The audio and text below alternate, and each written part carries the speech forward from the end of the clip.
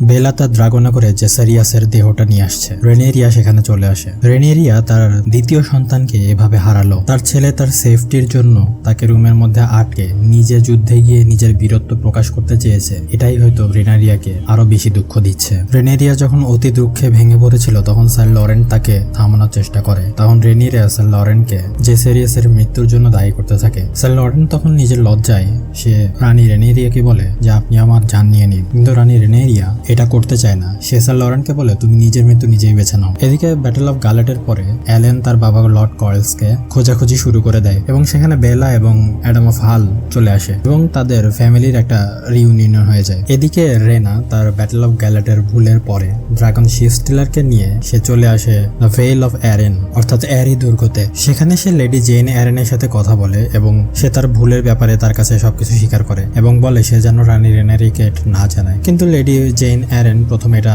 না করে দিল, তারপরে বলে যে ড্রাগনের আশ্রয়স্থল হয়তো আমি নির্ণয় করতে পারবো না। এই জন্য সে রেনাকে ভেল অফ অ্যারেনে ইনডিরেক্টলি থাকতে বলে। যেহেতু রেনা তাদের সাথে বিশ্বাসঘাতকতা করে সেখান থেকে পালিয়ে গিয়েছিল, সেই জন্য রেনাকে তারা অ্যাকসেপ্ট করতে পারতেছে না। এরপর ডেমনকে দেখা যায়। ডেমন রিভারল্যান্ডসে ল্যানিস্টার বাহিনীকে পরাজিত করার পর উইন্টার ওলস এবং লর্ড রুডি দ্য রুইন এর সাথে ক্যাম্পফায়ারের চারপাশে বসে গান গেয়ে উৎসব করছে এবং আনন্দ করছে। সেখানে ল্যানিস্টার বাহিনীতে সব সৈন্যদের মাথা কাটা অংশ বাঁশের উপরে লাগানো ছিল। এখানে ডেমন এবং রিভারল্যান্ডসের লর্ডসরা মিলে যুদ্ধের চমৎকার বিজয় সঙ্গীত পরিবেশন করা শুরু করে। এই বিজয় উদযাপন করার সময়ই সে প্রিন্স জেসারিয়াসের মৃত্যু সংবাদটা শুনতে পায় এবং তারপরে সে রেনেরিয়ার সাথে দেখা করতে যায়। এবং এদিকে এগন এবং ল্যারিসকে যখন রেনেরিয়ার বাহিনীরা ধরে নিয়ে যাচ্ছিল তখনই একদল ডাকাত দল এসে সেই ভ্যানের মধ্যে আক্রমণ করে এবং এই সুযোগ নিয়ে এগন এবং ল্যারিস পালিয়ে যায় সেখান থেকে। ল্যারিস এগনকে বলে যে আমরা ডাস্কেন্ডেলে যাই, কিন্তু এগন বলে না আমরা রক রেস্টে যাব। এদিকে লর্ড কর্লিস জানে বেঁচে ফিরলেও ট্রায়ারকিরা তার সব দুর্গ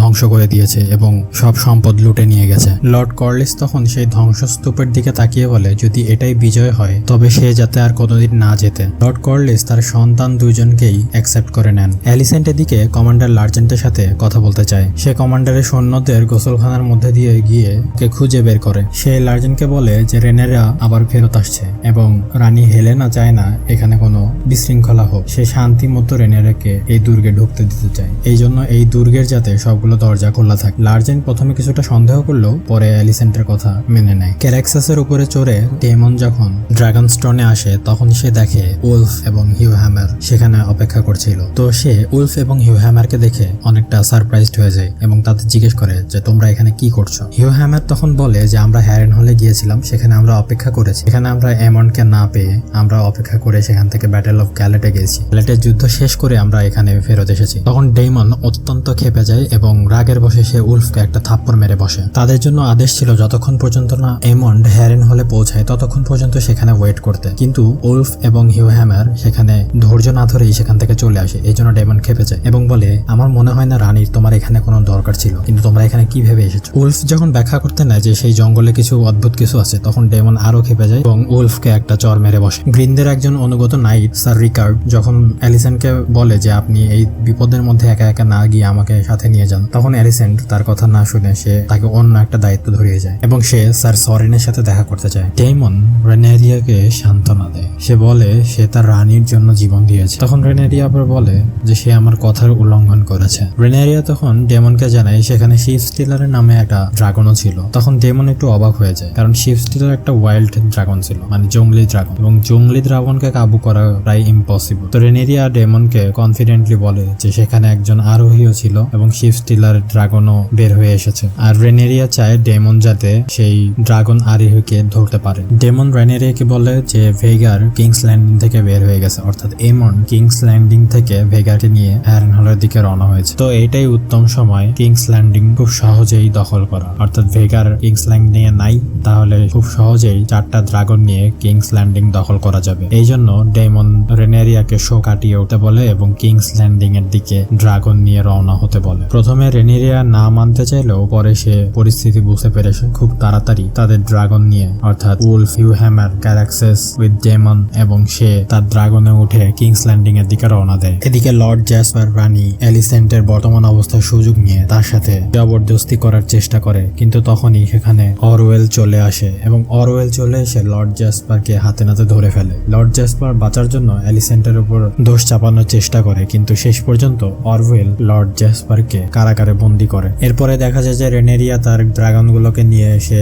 কিংস ল্যান্ডিং এর দিকে রওনা দিয়েছে। আর ঠিক তখনই অ্যালিসেন্ট হেলেনার সাথে কথা বলে তারপরে স্যার ফেডরিকের কাছে গিয়ে বলে যে কিংস ল্যান্ডিং এর সকল ডিফেন্সিভ অ্যাটাক গুলোকে আপাতত বন্ধ রাখ, কারণ রেনেরিয়া তার নতুন ড্রাগন গুলোকে নিয়ে এবং ডেমনকে সাথে নিয়ে কিংস ল্যান্ডিং এর ভিতরে প্রবেশ করবে। যেহেতু কিং এমন্ড এখানে নেই, যেহেতু এই কিংস ল্যান্ডিং এর রক্ষা করার এখন কেউ নেই, তো জনগণের স্বার্থে হলেও এই ডিফেন্সিভ অ্যাটাক গুলোকে বন্ধ রাখতে হবে, যাতে ধ্বংস ছাড়াই রেনেরিয়া এই কিংস ল্যান্ডিং কে দখল করতে পারে। স্যার ফেডরিক কিছুটা ইতস্ততা বোধ করলেও কিন্তু শেষ পর্যন্ত সে রাজি হয়ে যায়, যেহেতু এটা রানী হেলেনার আদেশ ছিল। এদিকে স্যার ক্রিস্টান কোল এবং স্যার গোয়েন হাইটাওয়ার রিভারল্যান্ডস এর মধ্যে দিয়ে হ্যারেনহলের দিকে যাত্রা শুরু করেছিল। যাত্রাপথেই তারা যখন ভেগারকে দেখতে পায় তখন তারা হ্যারেনহলের দিকে আরো দ্রুত অগ্রসর হতে থাকে, কারণ এর আগে এই ভেগার যে হ্যারেনহলে আসবে এই সম্পর্কে তাদের কোনো আইডিয়াই ছিল না। এমন্ড ভেগারকে নিয়ে হ্যারেনহলে প্রচুর ধ্বংসলীলা চালায়। সে হ্যারেনহলের প্রত্যেকটা মানুষকে মেরে ফেলার চেষ্টা করে এবং ভেগারকে দিয়ে পুরো হ্যারেনহল জ্বালিয়ে পুড়ে ছাই করে দেয়। এমন্ড ভেবেছিল হয়তো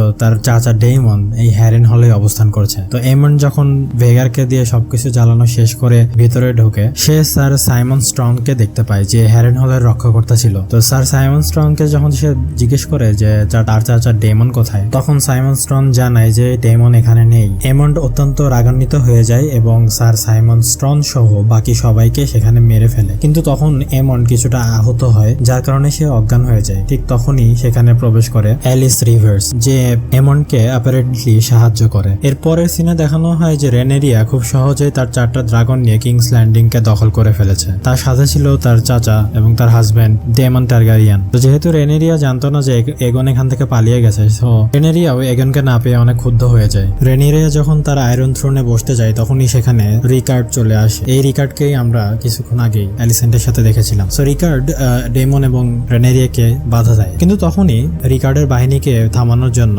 ডেমনের বিশ্বাসযোগ্য একটা বাহিনী স্যার লুথারের নেতৃত্বে চলে আসে, যার ফলে স্যার রিকার্ড এখানে তার তরবারি নামাতে বাধ্য হয়। ডেমন এগনকে খোঁজার জন্য অরওয়েলের কাছে যায় এবং সে তার মতো করে অরওয়েলকে জিজ্ঞেস করতে থাকে। এখন ডেমনের মতো করে জিজ্ঞেস করা মানে আমরা সবাই জানি ডেমন কেমন, কিন্তু অরওয়েল বলে সে এগন সম্পর্কে কিছুই জানে না। অরওয়েল আরো বলে যে মাস্টার অফ হুইসপার তার সাথে আছে। অরওয়েল ডেমনকে জেলখানায় বন্দি লর্ড জ্যাসপারের কাছে নিয়ে যায়। তখন এই জেলের কারারক্ষী ডেমনকে বলে আপনার জন্য একটা উপহার আছে। আসলে এই উপহারটা আর কেউ না, ল্যারিস স্ট্রং এর উপহার ছিল এটা ডেমনের জন্য। অর্থাৎ তারা ভেবেছিল যদি কখনো রেনেরিয়া এবং ডেমন কিংস ল্যান্ডিং দখল করে, তার জন্য অটো হাইটাওয়ার হবে সবচেয়ে ভালো গিফট, এর মাধ্যমে সে নিজের গাও বাঁচাতে পারবে। তখন কারারক্ষী অটো হাইটাওয়ারকে ডেমনের কাছে নিয়ে আসে এবং লর্ড জ্যাসপার এবং অটো হাইটাওয়ার দুইজনকেই একসাথে আয়রন থ্রোনের সভাতে নিয়ে যাওয়া হয়। ডেমন তখন রেনেরিয়াকে সাহসী কুইন হওয়ার জন্য এখনই স্টেপ নিতে বলে, অর্থাৎ ডেমন এতদিন ধরে রেনেরিয়াকে যা বুঝিয়ে আসছিল সেটা এখন করতে বলে, অর্থাৎ রেনেরিয়াকে তলোয়ার চালানো শিখতে হবে। দ্যাটস ওয়াই সামনে যে দুইজন